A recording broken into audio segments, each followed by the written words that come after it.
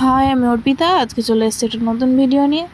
Simple সাদামাটা জিনিস দেখলেই না আমার মাথার ভেতরটা কীরকম একটা করে, তারপরে হাত চলতে শুরু করে দেয়।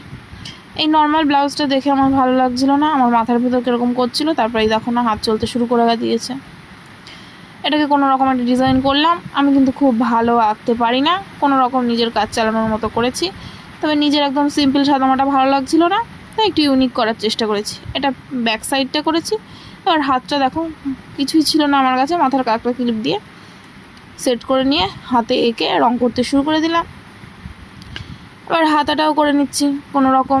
আগেই বললাম আমি ভালো করে আঁকতে পারি না, কোনো রকম নিজের কাজ চালানোর মতো করে নিয়েছি।